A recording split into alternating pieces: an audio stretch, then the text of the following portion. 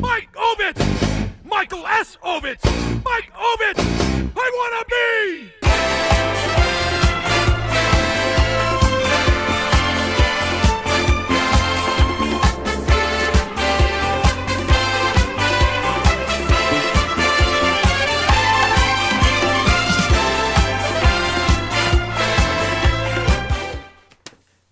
I was gonna say Brothers, but I'm not gonna do We're that. the Brothers. No, we're not. No, we are. We're the Brothers. We're back at it with another Remembering the Razzies. Dibs on Coolio. Dibs on other guy. Welcome back to Remembering the Razzies. What did we watch this week? We watched an Alan Smithee film, Burn, Hollywood, Burn. After watching this film, I too would like to see Hollywood burn. Because, oh my gosh, we didn't talk like that whole movie. No, we didn't. And normally if there's like fun things to riff off of, we talk to each other. If there were things that we'd like, we talk to each other. You were like stoic. I didn't know what to say most of the film. Because there's not... This is such a weird movie. It is. This is a mockumentary film about an old Hollywood rule. Well, like, not a rule, like a practice that if you're a director and you don't like your film, you can take your name off of it and be replaced with Alan Smithee. This is about a director named Alan Smithee who doesn't like the film that, because of the producer's influence, he doesn't like the film that they created as a team. So he steals the film and threatens to burn it. Because he doesn't have the luxury of saying, just put Alan Smithee on it because that's his actual name and people will know that he did it. Yeah, it's like just a standard documentary where they interview real people and also like real celebrities playing different celebrities. And gosh, it's not good. No, it's not. It's not funny. I really like the concept of it. Yeah. I thought the idea was funny. It's just not pulled off good at all. Because No. this is a movie that I was thinking of Pop Star, Never Stop, Never Stopping. Yeah. Where it's like a joke all the time. Sure. That's what this should have been, and I feel like they tried and it was just unsuccessful. The biggest problem to me is that this movie is too based in 90s filmmaking culture. I guess it wasn't funny back then because it won Worst Picture, but like to me, it's just like, it feels like they are making references a lot. It's just like either they go over my head or they're just not funny anymore. Yeah, they make like references about the LA area. They make a lot of OJ references. Yeah. You probably haven't seen it, but this reminded me a lot of the Onion News Network movie. You can tell that it's being a little bit parody-esque with its filmmaking. It's too stupid to be funny. Like, yeah. It's just like, I don't know. I didn't like this movie. It's not like when I watched this movie, a part of my soul died while watching it. Because I guess I was just waiting the whole time to see if something funny would happen. Yeah. The only funny thing that happened, and it's not even funny, it's just funny in a horrible sense, is that Harvey Weinstein plays a character in this movie. Harvey Weinstein plays like a private investigator, and occasionally he pops up. Those are the funniest moments. It's funny because it's like, he just pops it just cuts to Harvey Weinstein. Yeah, he's talking like the guy does in the beginning of the Law and Order intro, where he's like, there are two branches of the criminal justice system. Yeah. And he talks like that the whole time. That's why I was laughing, because they would go from like these crazy animated characters and they're talking just like this, and then It's Harvey Weinstein. hard cut, Harvey Weinstein. It's only ironically funny. Oh, hi. You hear us talking about Harvey Weinstein? She doesn't know. She doesn't know. She likes the films that he had his name on, but that's it. I kept hoping that he'd drop a line like, the misconduct of the producers in this town is just rampant. Yeah. I was hoping that he would, but he never did. Never did. She tried to hold on to me. There's not a lot to say about this movie because it's pretty straightforward. Yeah. It's just not very funny. Yeah. It's hard to like cinematically fuck up a mockumentary or a documentary. Yeah. Though I will say, some of the camera work did kind of piss me off throughout. Like, it's doing what it's supposed to in like a mockumentary. Like, it's very handheld and stuff like that. I think it could have been done better. There were a couple shots that I was like, why are you moving the camera in this way? Or like, why is it positioned like this? My only thing was that shot of the producer on the beach, and it's like Yeah. all the light is behind him and you can't see his face. Yeah, and it wasn't a joke because It wasn't. they never said anything about it. It was just really poorly lit. Yeah. I'm sure it's very funny to very specific people. Like, I'm sure this movie caters to a very specific crowd. But, like, even us knowing things about Hollywood and, like understanding how the system works, it wasn't funny to us. So, like, who more specifically, like, are you targeting this guy? It's like, if it's not funny to us, who is it funny for? So, obviously not people who work in Hollywood. Right. Yeah. I liked some of the, like, parody of the producers being shitbags. I liked when the two main producers were arguing with the brothers, and this guy's like, I love Do the Right Thing. And Malcolm, God, better than David Lean. Man, you talking about Spike. that's something that I that's believe. actually funny. Yeah. I'm not exaggerating when I say that, like, in tomorrow, I'm not going to remember anything about this movie. For sure. I'll say this. It's nice to have something for the 90s, to have something last week that's really good. And it's nice to have something that's really bad. Yes. Because everything else has been so basic. Yeah. This is the first time that I'm like, wow, this is a movie that was actually pretty bad. Yeah, I think it's made worse in the fact that it has an arrogance about it to where it's like, we showed all these producers, like, we're exposing the system. We're big brains. And it's just really not good. Yeah. What was it nominated for? What did it win? This was nominated for 8 Razzies. Okay. It won Worst Original Song, Supporting Actor, New Star, Screenplay, Picture. I wonder if we can find that song, because I do remember thinking, like, some of the songs in this were really not great. When they introduce every main character, They play a song. it's like a freeze frame detailing them, and then it plays a random song for each one. A song that, like, I don't even know if it has anything to do with these people. I could not find a link.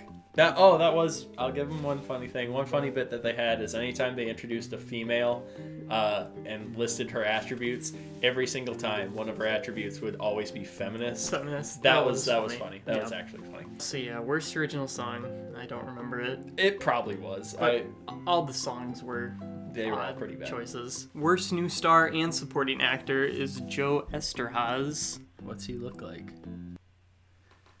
Wait, is he not in it? He played himself. What? Oh yeah, we saw him like one time.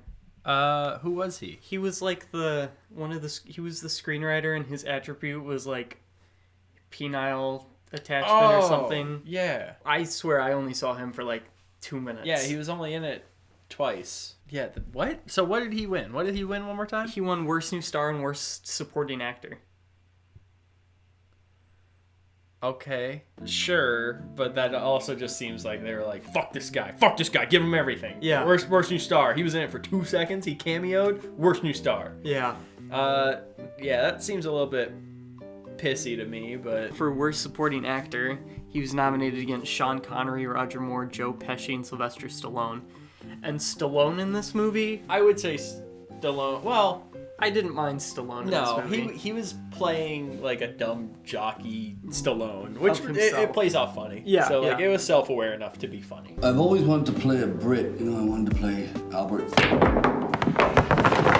I hate this game. He also wrote this movie, Joe Esterhaz, which I'll give him Worst Screenplay. Yeah, I'll give him that. Man, this was not funny at all. No, it wasn't funny, and honestly, it was kind of hard to keep track sometimes of what was happening in the story. Just the way that they're telling it, and they have so many characters, especially at first, it's like, okay, so what's going on? Yeah. Like, a couple times. I get that that's how documentaries work, is like, they usually just have people recalling events and stuff, but the fact that, like, every single interview is just like a person staring right at the camera.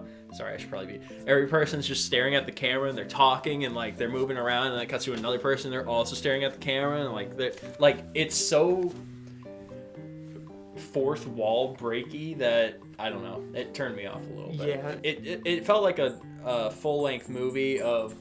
Can you?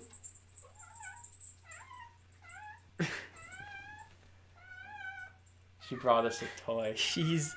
Needy. And then it was nominated for Worst Actor, but Bruce Willis won. The guy who played Alan Smithee wasn't nominated, and that kind of makes me mad. Yeah, he was annoying. I cut the picture. I didn't cut the picture. They cut the picture. I cut the picture. I didn't cut the picture. They cut the picture. I cut the picture.